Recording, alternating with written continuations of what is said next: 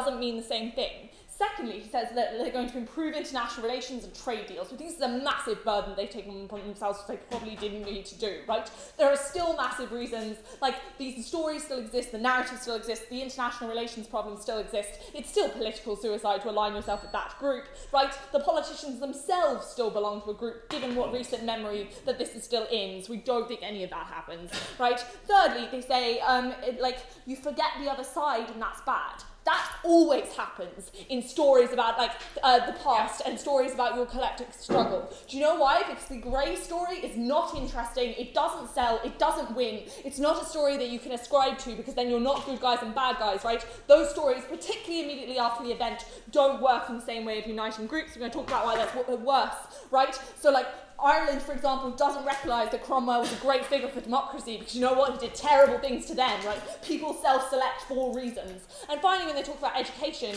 we're going to say the story that your parents tell you is vastly more salient to your life than the story your state tells you. We're going to come back to that more later. Right. Why it is okay to form your identity in this way?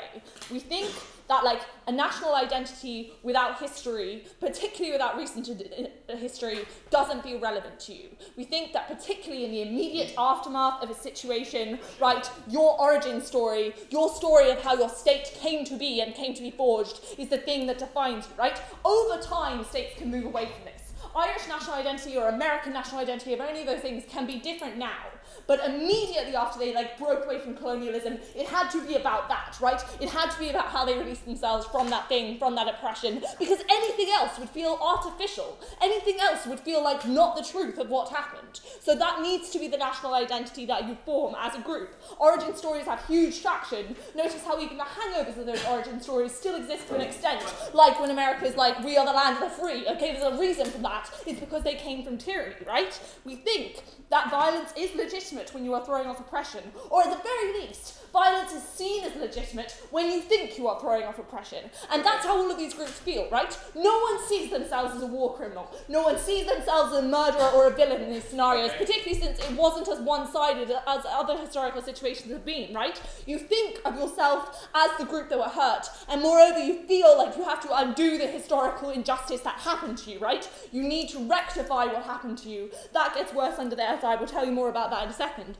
But why is the story that your parents and your family tell you of what happened to your people vastly more relatable to the state? Because you trust those people more, right? Those people bring you into the world, those people give you a moral compass, therefore their story, and growing outwards, your family, your local community, etc., is vastly more relevant to you than the story that the state tells you, less even so the one the international community tells you. So under their side, you feel doubly oppressed, because not only did that historical injustice happen to you, but now you are denied even the chance to publicly tell that story. Now you are silenced. Now what actually happened, right, is a thing that you can't talk about anymore. Notice this is almost entirely what happened in Germany immediately after World War I, right? They weren't allowed to talk about what they thought had happened in World War I. They weren't allowed to talk about how unjust the Treaty of Versailles was. They weren't allowed to have military commemorations. And for that reason, right, a new German narrative of we are the victim, we need to rectify what happened to us, we need to right the historical injustice of how Europe is now formed, became very politically salient. I'll take you in a second. Became very politically salient and became a thing with genuine emotive appeal, which really made people act. Go ahead. Why is it okay that Croatians should feel that the attack of Operation Storm was about throwing off oppression rather than evicting thousands of Serbs from their homes? It's not okay. It's not about whether it is okay in the grander scheme of things. They think it's okay. Right? They see themselves as victims of oppression. It doesn't matter, right, whether that is platonically true. It matters as to how people will act on that basis, and they still see themselves in this way, right? We think that when you are denied your story, you adopt a siege mentality, not only in a greater sense, but within your state, and then you are vastly more likely to rebel against what your state says, to not, follow law and order. That's incredibly problematic, right? We think that when you see your own state as co-opted by the enemy, by the, politically correct story of what happened, that makes you feel incredibly disillusioned, and that means that you don't buy the textbooks, right, that they talk about. Secondly, in terms of, why they get worse ethnic tensions on their side, we see because justice is a thing that comes from a historical perspective, because justice is a matter of where you came from, right, then, their national identity has to be based on what they see as historical justice, right? Because it was so recent. We think national identity is a good thing,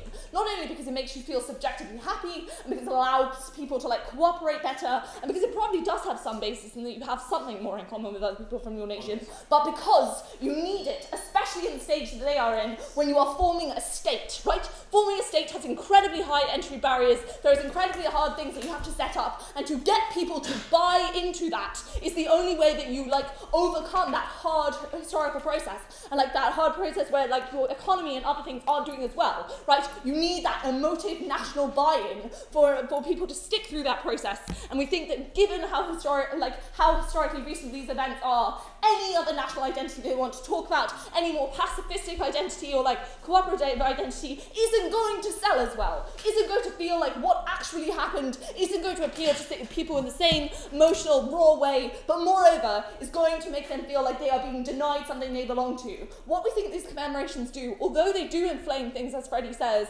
we think it is better on our side because they serve as some form of catharsis, which means that you act out less. Right? Going to them makes you feel that like, at least your story is being told. When you feel that it's not being told, doubly oppressed once again, then you have more of an incentive to act out. You have more of an incentive to not accept the way things are. We're delighted to oppose.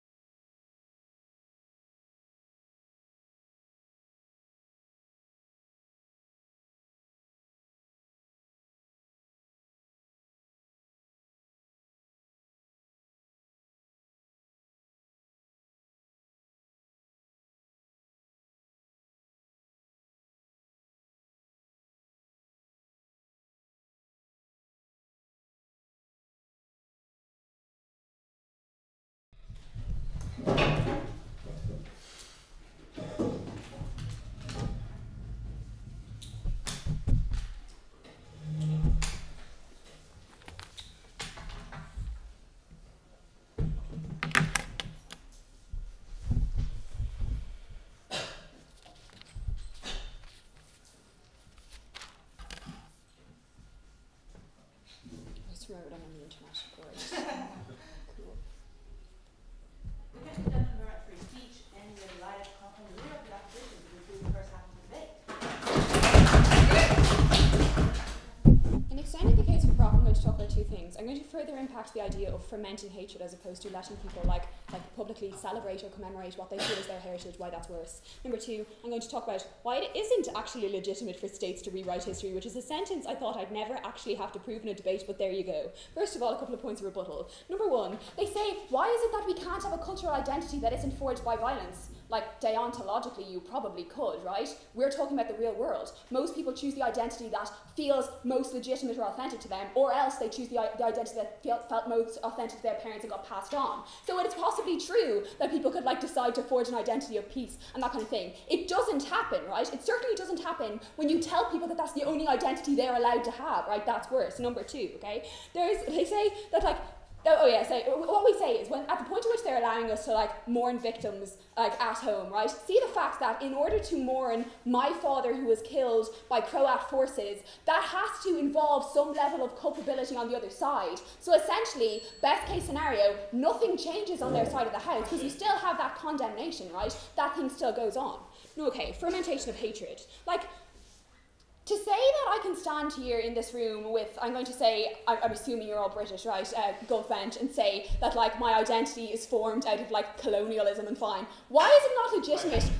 Why is it not legitimate for me to say that I feel that that's a really salient part of my identity? We say it is, right? In particular, why is it worse to tell me that it's not and tell me to hide that, right? Number one, as Helen tells you, my parents were still going to tell you that their parents were justified in fighting the English, right? Number two, we say that this has played out in the real world. It's played out really saliently and really recently in Northern Ireland, right? You see the examples of the Orange Order, who are year upon year either prevented from marching around Republican areas and throwing coins at them. What actually happens is they don't then decide to move on and forge a narrative of peace and reconciliation. What happens is they start voting even more so for the UUP. They start voting even more extreme. They decide that not only is the state attacking their heritage, it's preventing them from having a heritage at all. Why is that damaging, right? Because that leads to the kind of ethnic tensions they're talking about being massively, massively exacerbated. At the point at which, yes, I as a Republican have to sit in my home as the Orange Order march around me, right?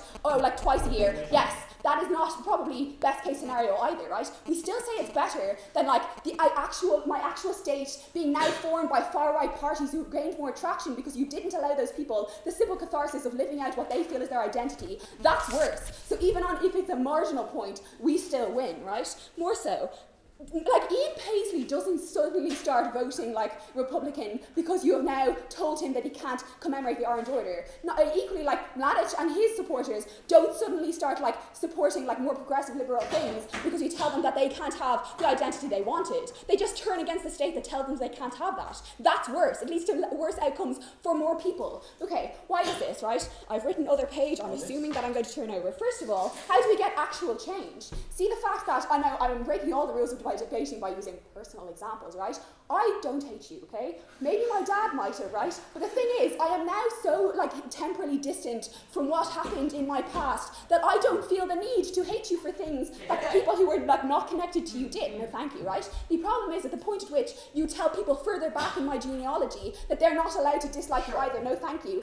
That leads to the problems Helen talks about. If you let people, no, thank you, move on at their own pace, that kind of reconciliation happens naturally. So on our side of the house, you have an authentic, genuine change as opposed to something that you force and doesn't work, okay? We say that without historical recognition of things that happen to Kosovar Albanians, what happens is it falls out of public consciousness. What actually happens is then you don't remember that the reason that they have worse economic outcomes is because they were historically oppressed, because then they can no longer talk about oppression. All you think is they have worse economic outcomes, therefore something they must be doing something wrong. Why is that worse? Because you as a minority now don't get the kind of recognition that you deserve from being historically oppressed, because now the system was set up against you. The system did dictate to you that certain things that you were wrong and that you just deserve to die. Why is that worse? Because then you do not get the kind of catharsis as a victim that they say that they are only denying to perpetrators. The problem is, whether or not you are justified is totally subjective. You cannot bar some people from commemorating their history without barring everyone from commemorating their history. We say on the margin it's more important to let victims celebrate their victimhood, even if it means allowing the odd perpetrator to celebrate their perpetratorhood, which is not a word. I'll take a POI. Sure, but the problem is that when you get a massive Serb rally with a Croatian minority, that minority itself, as you say, entrenches its ethnic mindset, identifies more powerfully as an ethnic group. That makes them far more easy to demonise. The problem is, that demonisation happens anyway, as we've already talked about. It doesn't fall out of public consciousness because the state doesn't allow you to do it anymore. Your parents still tell you what your heritage is, where you came from, what you are justified in believing. Like it is literally naive of you to say that people will listen more to the countervailing narrative that the state is providing than to their own parents, to their own ethnic group. It doesn't happen, no thank you. Why is it not legitimate to rewrite history? Why? Number one, because as a general precedent, like it is bad for states to be able to choose history, usually because they choose one that suits themselves, thereby concentrating power on themselves. Number two, specifically in this case, no thank you, specifically in this case, right? Why don't we allow states to rewrite history? Because knowing what happened to you in your past allows you to contextualise yourself in the past, right? See the fact that meaning is only half arbitrated at the point of the act, okay? Yes, maybe I put a knife in your back. That only becomes murder later if you die, or else it becomes like attempted murder if you don't. That means that you have to move beyond the incident to decide whether or not that was legitimate or not. No, thank you, okay? What happens though when the state denies you the idea of reinterpretation and deciding is that the state essentially tells you what is and isn't legitimate to believe. That means that the state could decide, no thank you, the terms on which you buy into that state. Why is that damaging? Because essentially, they manufacture your consent to that state. They tell you that you should consent to the state as we are because this is the only information that they allow you to access. We tell you that that doesn't happen because your parents still give you their interpret. But even if that didn't happen, which is what they're saying, it would still be worse because then the state would be deciding the terms on which you consent into that state. That's damaging because people should be able to consent to things on their own terms. Hashtag that's what consent means, okay? Moreover, like, if you're a minority, you're not allowed to offset the prevailing narrative in majority areas, okay? So say if you are a Serb living in Croatia, the prevailing narrative in Croatia, whether or not they're commemorating it, is that the Croats were justified. Therefore, if you as a Serb are not allowed to commemorate what happened to you, all that happens is you become entrenched in the prevailing narrative, which is that you were wrong, and you can't offset that. That is worse, because you, as a victim, are like no longer allowed to live your victimhood the way we say you should be allowed to by virtue of the fact that you're a victim, but those people are now less free. They can't choose the norms in which they live. They can't choose the terms in which they engage with their state. They have to accept the prevailing narrative without being able to produce a countervailing narrative of their own. So because on our side of the house, everyone is freer, even if that means the bad people, we say that it is more important that the good people are free, and because states shouldn't choose what history people learn, which is probably intuitive, we're delighted to oppose.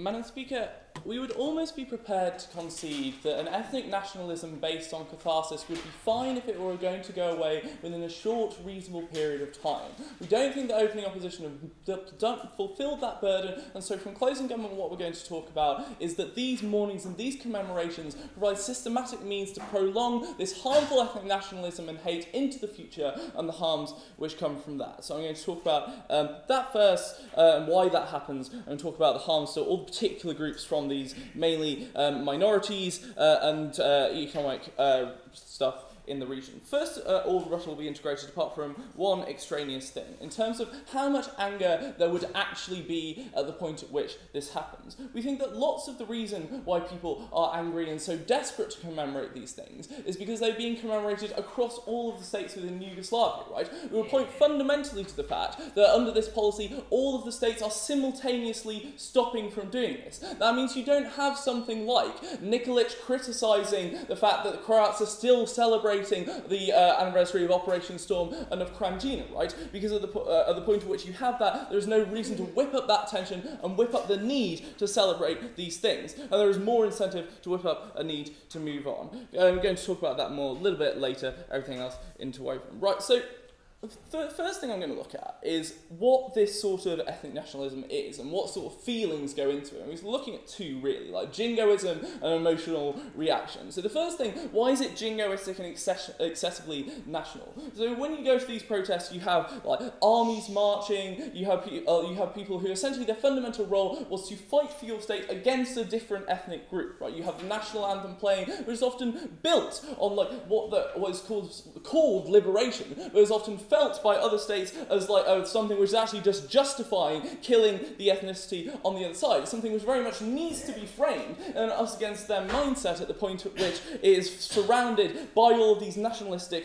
and warlike structures. Why do we think it's emotional? Because at the point at which you are a Croat or a Serb or a Bosnian, you're very likely, because these are small countries where there was lots of death, that everyone will know somebody who died. We also think that it's emotional because nobody wants to believe that their side was in the wrong, that their father or their uncle was someone who might have committed genocide. What does that mean? That means to a necessary, creation of an attachment to an identity around these things, which prevents individuals from objectively assessing the legitimate grievances on the other side. So it means you always have to internalise yourself as the victim, regardless of how much you actually were. That's why it's different to Oliver Cromwell, Madam Speaker, because we can probably definitively say that the Irish were victims in that scenario in absolutely all circumstances. We think that's absolutely not the case in the Yugoslav wars, where there were grievances and violence on both sides, genocide and ethnic cleansing on both sides. Why do we think that's bad? Because we think it gets to an ethnic nationalism being compounded for 4 reasons. First of all, because it's celebrated in the media, it's put on television, it's been a massive thing. We say, second of all, it becomes a powerful identity structure to be taken on by young people. It's something to do on a weekend. It's something to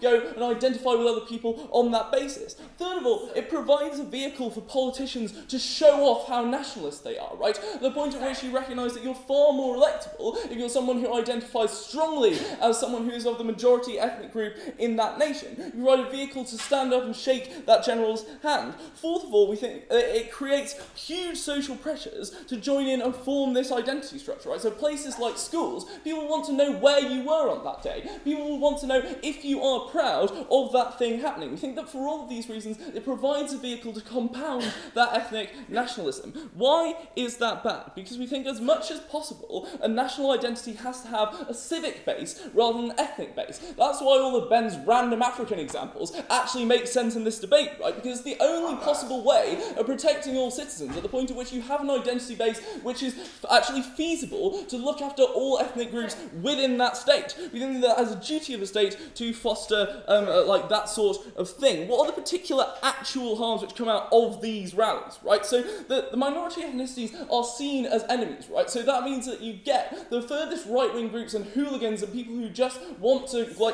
commit violence, right? Going into these minority areas and committing violence against these people, right? Because they're whipped up by that jingoism and whipped up by that emotion. We think that often leads to retaliation in the opposite countries from the opposite sides on the opposition minorities. So to the extent that you want to protect a minority's interests, you're massively harming the minority interests within that country yourself. We also think that you're unlikely to protect it in that circumstance, right? Because the security services are unlikely to do anything for you because they're predominantly made up of the majority group of people in that nation. What does that mean? That means that you get huge amounts of hatred from both sides because it's happening on both sides and within that society themselves. At closing. One of the big reasons why Yugoslavia fell apart was exactly because we were constantly suppressing people's identity. These events are talking about their own national identity. How do you think they will feel now, and will they go more extreme? We think that the problem is that there is a conflation between what the national identity is and what it should be. We don't think that it is legitimate to mourn Srebrenica when that is in context of all of the other things which happened where the Serbians were in the wrong, right, or the Croatians were in the wrong. We say that oftentimes you're lying to your people at the point at which you're saying we were the victims here when actually you weren't. We don't think that states have a duty to allow people to form their identity structure and their national identity based on a lie. of like the point from UCD about rewriting history, we say that this commemoration is exactly what states are doing, right? They're telling people to buy into a state in a way which is fundamentally lies and something which is immoral.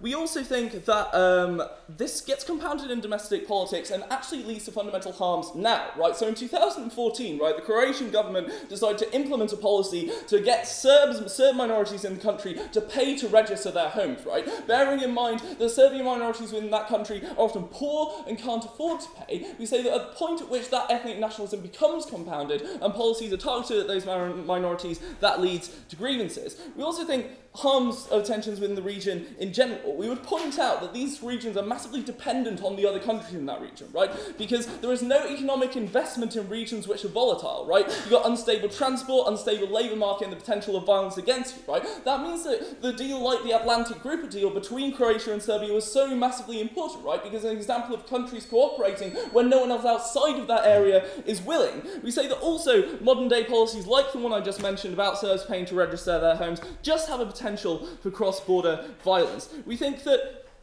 catharsis is a powerful feeling inside an individual, but at the end of the day, it leads to hate, it leads to violence, and it leads to bad things. We thank the gentleman very much for his speech. We would be incredibly grateful if someone could turn on the air conditioning, and I think I am speaking on behalf of the majority of the room. Yeah. We know it worked at certain points in Finland. I've been here before. Well, it's in fact a trying to What? wouldn't try to There is like a possibility that those are mutually exclusive in the sense that aircon doesn't work when windows are open. Have you tried that? Yeah. Oh, cool. Right. Here. the magic number. Okay, cool. Soon it will be better. Change takes time. We've seen that in this debate, and we are now delighted to hear some more about it from the member of opposition. Yay!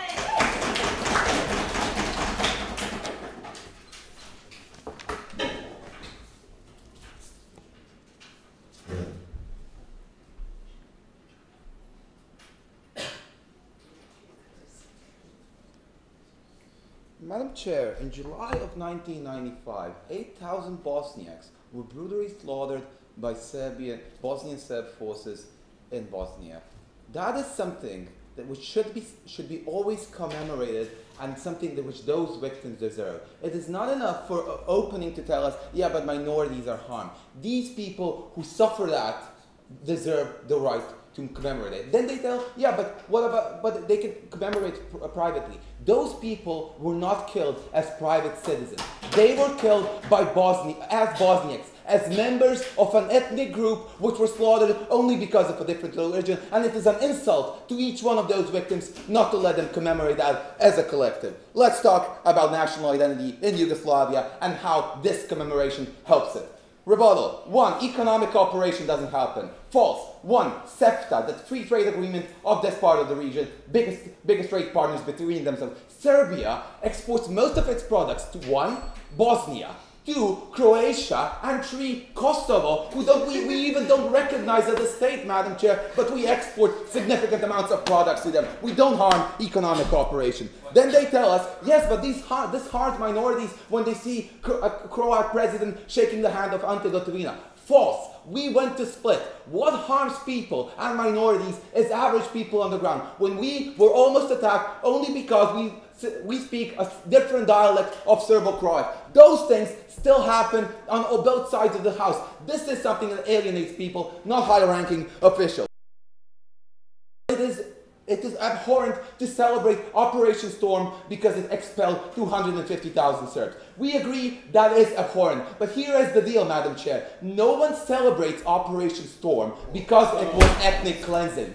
They celebrated it because it finally led to the independence and liberation of Croatia. No one celebrates killing, and it is not our burden in this debate to defend mass slaughter and genocide. But these events, Operation Storm, is hugely important because it enabled Croatia to gain independence after 900 years of being under various empires. That is incredibly important to these people. Then they tell us, hardcore nationalists gain power to linking with these officials. Wrong. Hardcore nationalists gaining power by going against the state, which will precisely be what they will do at this moment. So they will offer an alternative narrative. Your own country is against you. We defend ourselves as a nation. Lastly, let's talk about closing only shortly. They tell us that you are pressured into these narratives. One, we tell you here that this still happens. People still talk about it in school, in their private social circles, so you don't get out of that. Two, even now you have discussions on whether some things were clearly disproportional. Even in Croatia, Operation Storm and whether ethnic cleansing was necessary is being discussed. In Serbia, the National Assembly adopted a resolution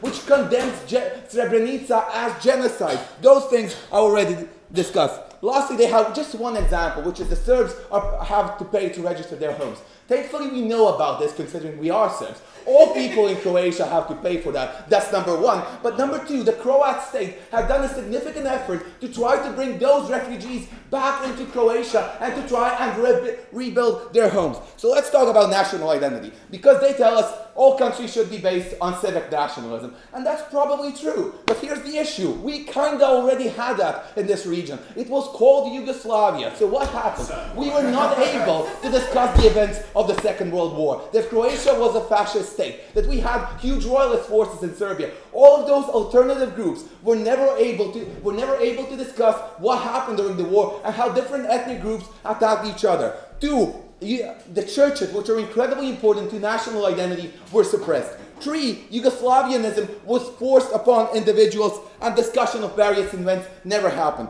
What is the issue with that? People felt that they were suppressed under an identity they do not belong to, that their national identity was being suppressed. What will happen now? Precisely the same narrative. Croats will feel that they cannot celebrate the operation which let them become an independent country again. And here's the mistake Iona teams often make. We are not Western liberal democracies.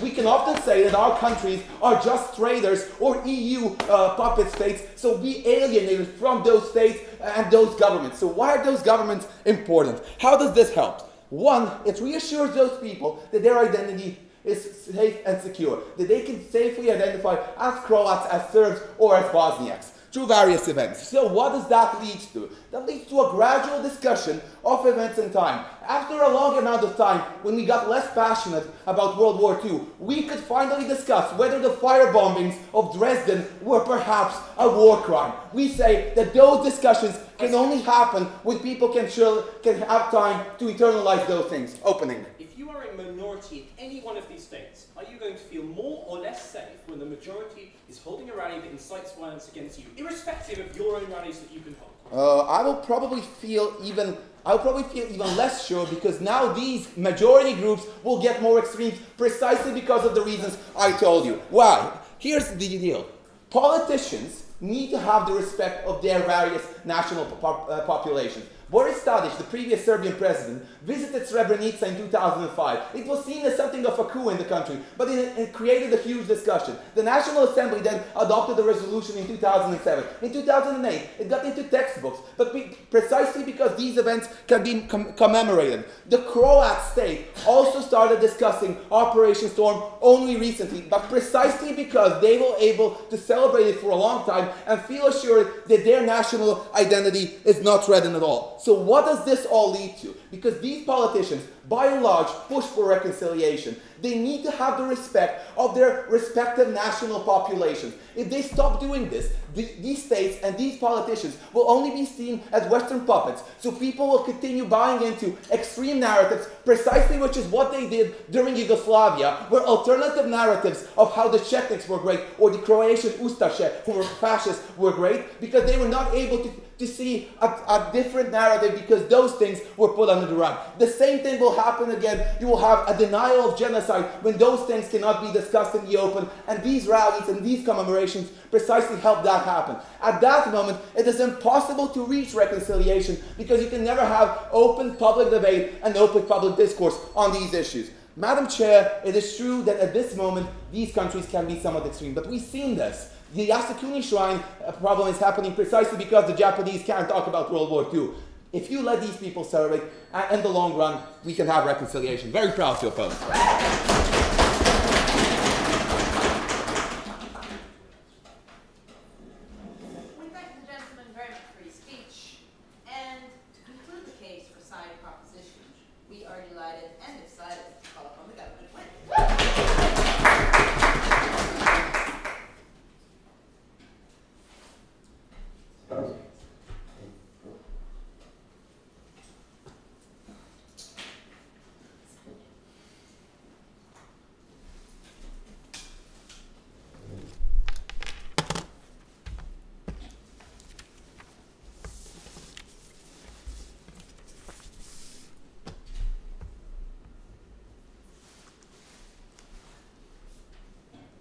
4 points of rebuttal to the extension we just heard. Firstly, we hear that the families of Srebrenica victims have a right to commemorate, right? They fully do, and we acknowledge that this policy obviously harms them in some way. We completely acknowledge that. The problem is we need to make a balance between the rights of individuals who've already been killed and like in horrible ways, and preventing those kind of massacres and atrocities from happening in the future. And we're proud to say from Closing Government that we definitely are ones in favour of prospective justice rather than retrospective justice, right? We hear from the previous speaker, it's an insult to the victims that we don't commemorate it, right? That's rhetorically very strong, but if we're quite crude about this, those victims are dead, right? It's awful what's happened, but they themselves can't suffer anymore, right? Yes, their families don't get to commemorate to the same extent that you can at home, but the problem is we have other Bosniaks, right? Other Muslims in Serbia who could be killed, right? Because of these things. As we tell you in closing about how necessarily this increases the violence against those groups. So insofar as they care about Srebrenica, right, we stand in favour of preventing another one from happening rather than at the cost of like not commemorating to the same extent, right? They tell us, secondly, that the government needs to acknowledge nationalism and needs the support of its people and needs to have its respect. We completely agree. But what Richard tells you is that governments are necessarily forced to the right when these kind of rallies occur, right? He talks to you about how these are necessarily jingoistic, how it leads to lots of people, and this is the key, who otherwise wouldn't have been nationalistic and anti-other regions becoming so, because it's seen as a proud thing to do, right? He tells you about how it is that you form your identity along those lines. We were massacred, we were victims, my brother, my father, we were absolutely killed by the opposite, right? And if you stand against that, right, you're an enemy as well. So you necessarily have to do that, which means that the positive nationalism is already happening at the moment, right? We're eventually moving on and we're acknowledging that all sides these things occurred, right? They take a step back when they necessarily make these things worse. He says that they'll be seen as Western puppets and they play the Serbia card. Well, here's what happened in Serbia at the moment. You guys are really pissed off at Germany and the West because, for example, when Ramesh Haradinaj from like the Kosovan who was acquitted in the ICC was acquitted, right? Sorry, I can't pronounce his name, but you know who I'm talking about, right? When he was acquitted, right? The Germans and the USA were kind of happy about that, right? But the Serbs think that this individual did horrible things to them. This is the point we're making in closing, right? When you have these celebrations going on in other countries, it really pisses off people in the other country, right? This motion would obviously be horrible if we were like, this house believes Serbia alone shouldn't do it, which is unsurprisingly why it's not that. And Richard talks about uniquely how when other countries are celebrating it as well, it necessarily increases backlash. Why? Because when you see someone celebrating a massacre, you think awfully of that, right? Their response to this is, guys, let's be honest, when we celebrate Operation like Storm, we're not celebrating a genocide. Yes, you're not, but how do you think it's perceived, right? That's the key thing. Your whole case is backlash. That's the point, right? You perceive it as them celebrating genocide, as them killing your family, right? That's the kind of thing that aggravates you in a way it otherwise wouldn't, right? They finally tell us that civic nationalism didn't work in Yugoslavia, thus it wouldn't work here. We're going to make the crazy case from closing government, that actually civic nationalism is more likely to work in a state which already is relatively stable and doesn't have historical violence against other large groups as in Yugoslavia. First point of summation, right? Why commemorate, I can't pronounce that word, so I'm going to call it com, is necessarily harmful. These guys do an excellent job in opening of telling you how, like, the fact it's a massive rally and there's very little space for example, dissenting voices. We completely stand behind them on that. Richard adds two unique things which are very important on this. He points out, firstly, why they're necessarily jingoistic, right? These are actually war rhetoric, right? You're necessarily commemorating people who died in a war, or ones you believed in a war, or killed by people you think were soldiers, right? This necessarily increases the chances of people wanting to take part in these kind of things, because you completely relive what happened. You hear the talks, you hear the rallies, you hear people talking about how their families were massacred, and you completely sympathise with that, and it makes you believe in a way you wouldn't otherwise. Secondly, it's necessarily us versus them, right? In a way that these guys on up are like, no, like, look, we acknowledge what happened and we can come together. Not when in a rally you say, this person, this group of people killed this group of people, right? When you commemorate Srebrenica, you don't say, like, 8,000 Muslims died. You say 8,000 Muslims were massacred when they were, like, didn't have any arms on them by Serbs, right? That necessarily increases the Serb versus us mentality. The comparative is this, though. At the moment, we are moving to a situation where those things aren't as prevalent. Opening tell us that, oh, people listen to their parents, right? And these guys firstly tell you how not all parents believe that anyway. What we tell you in closing, however, is that lots of people who don't believe that, lots of people who wouldn't believe that, who aren't even parents, are necessarily forced to believe it for the point I talked to you about in my rebuttal, right? This idea that if you're not with us, you are against us. They're necessarily forced to do that. Opening. Okay, the world wars were basically the playing out of colonial egos, right? If in the 1950s, in the immediate aftermath of that, you told British people, like the British government told British people, they couldn't commemorate those deaths, anti-German people would definitely I understand. Yeah, true. If we were like, Britain, you can't do it, but everyone else can do it. The problem was that is what happened, isn't it, right? The rest of Europe were like, ha ha ha, the Germans are shit. And then the Germans were like, hold on a minute, you guys did awful things as well. That's what we're trying to prevent here. We're preventing everyone from saying that. You reach a position where no one is doing that, right? So why does it necessarily harm ethnic minorities within these states, right? Opening up, say, you get some kind of catharsis under their model, and therefore you don't want to strike out. What? You don't get any catharsis under their model. You've just been riled up in a jingoistic thing of being like, these people are brutally massacred. The single thing you want to do is lash out, right? Who do you lash out against? The people in your community who are of the other ethnic background, right? These guys, like, in closing, Richard only gives you one example. We'll give you another one about how tensions are bad, right? In Croatia, very recently, there was a ban on acrylic signs being put up, right, which are read by Serbs. Shows how big tensions are here already, right? If you imagine this rally now going on as well, you have a great chance and desire to strike out against people. What does Richard tell you happens then? You then get retaliatory strikes in the other countries. Serbs are like, hold on a minute, our Serbs were killed in Bosnia or Croatia, let's attack someone else. Why does this harm regional identities and things, right? Firstly, we tell you economic trade worsens, right? These guys in closing are like, oh no, like we have lots of trade already. But no, governments are necessarily forced to give up that trade, even if it's positive, because of the rhetoric of jingoism and us versus their mentality that's created. Secondly, what happens is, no, you don't get any foreign investment because it's seen as unstable. The key thing in this debate is whether or not you get whether or not you get better closure from like banning it all over, or from people having rallies and apparently magically accepting the other view. We think the answer is obvious. Incredibly proud.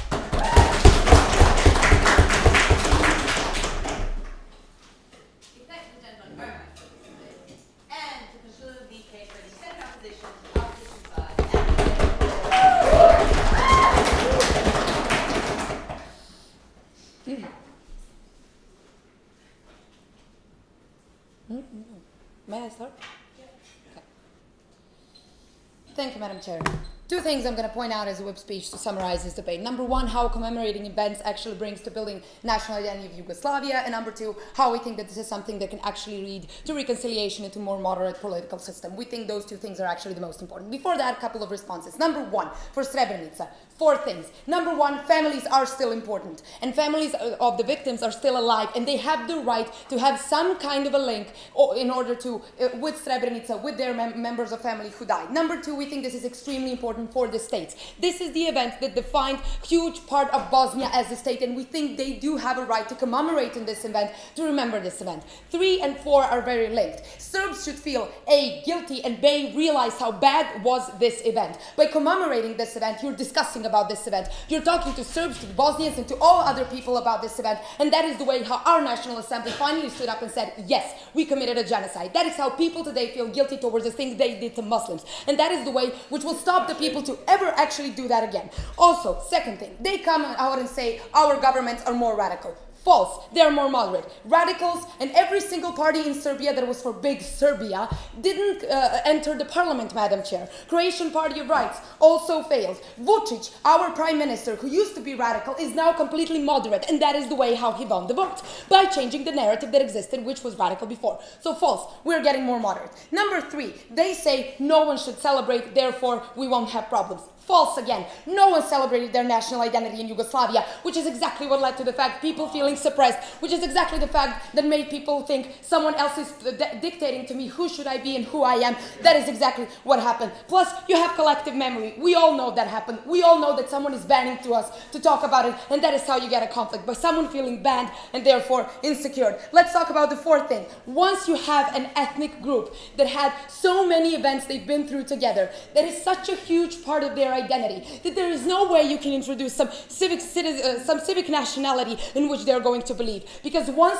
a Muslim girl from Bosnia looks at herself, she knows what happened in Srebrenica, and she feels links to that because she sees photos of that, because everyone talks about that. Therefore, that's not something you can simply erase and say, oh, you're all Yugoslavs now. We've tried it and we failed, Madam Chair.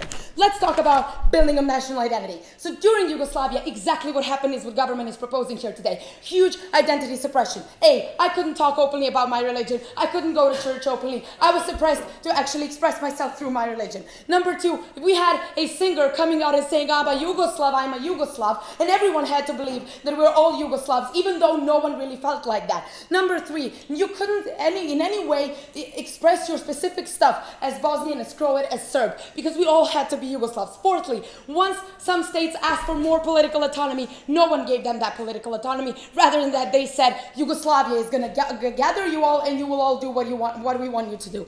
What happened? That's what started the conflict, Madam Chair. Because once they didn't get more autonomy, once they didn't get their identity, that is the moment where you start feeling suppressed. That is the way the war started. Why should we commemorate this? Because these events are seen in two ways. One, as a liberation of you as a state, which we find extremely important. And two, as a memory of all the bad stuff that happened. And no one as an opposition has the burden to defend that Srebrenica should be celebrated as a good thing, because no one really does that. But what we want to say is that yes, we should all remember bad stuff that happened, because that is the only way for us to realize why we should never repeat them again. But let's talk more about liberation. These events are important because then, when you get to commemorate the liberation of your state, you get to feel that your identity is not being suppressed like it was before, and you can freely and truly be who you want to be and behave in the way you want to be. Once we ban you to commemorate these events, you start feeling suppressed again. And that is where extreme groups and extreme political parties come out. When they say, look, they're doing it again. Serbs are banning to us to again celebrate our identity, or Croatians are banning to us to do that again. Then you start feeling insecure, Madam Chair. And once you start feeling insecure, that is a situation where you start feeling the need to defend yourself and to attack the other one who is actually attacking you at that particular moment.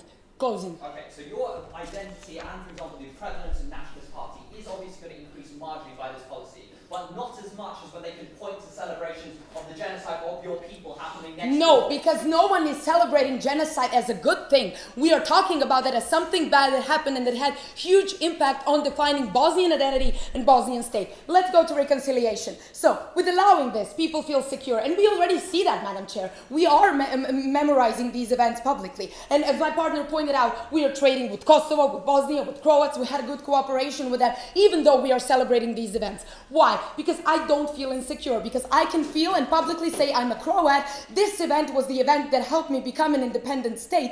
And now, once the time has passed, I might start cooperating with these people again. How? Because every time when commemoration happens, you have a discussion. So every time when Serbs go to Bosnia to remember Srebrenica, you have a rational discussion on the television rather than the thing that opening government points us, which is a private discussion where your mother can tell you whatever she wants. No, you turn on the TV and you exactly see what happened many, many years ago. That is what we think. Also, politicians go there. Once Vučić went to Bosnia and he has 50% of support in Serbia, of course the people are going to support the fact that Vučić went there because he can influence on them, because he can tell them, people, we've made a mistake, now it's our time to correct that mistake, to go and try to have the best possible relations that we can. Also, the thing goes on the news. That's a huge influence on people to think about that issue and to realize that. What's also more important? Three things happen. A, you're not scared anymore because you get to celebrate. B, you have the discussion. C, time has passed. Therefore, emotions do not influence on your opinion anymore. What happens in that situation? You are ready to admit you've made the mistake. You are ready to identify which parts of certain events that you identify as important were wrong and horrible and why they were horrible. And that's where you get to apologize. And that's where we actually clash with them. A, that's when you protect minorities. That's why Croatia is trying to get Croat Serbs back, because then you realize those minorities are not threat to me anymore, because they don't try to jeopardize my identity, they don't try to jeopardize me. Number two, you can finally start cooperating with them because you realize they're no longer your enemy. Rather than that, they can be your friend. And together, you can contribute to each other's economy, for example, because you don't have to go out and kill yourselves anymore because someone is suppressing your identity. Number three, that's the moment where we clash with government, where extremes become irrelevant. Do you realize why? Because everything that any extreme group will say will be a non-issue. A, they can now fight against politicians and call them traitors, because now they do memorize these events and publicly talk about them, but not in a traitor way. And B, minorities aren't anyone who is your enemy anymore. Therefore, anything extreme people says becomes irrelevant, and that's why they constantly lose elections in this space. Thank you, Madam Chair.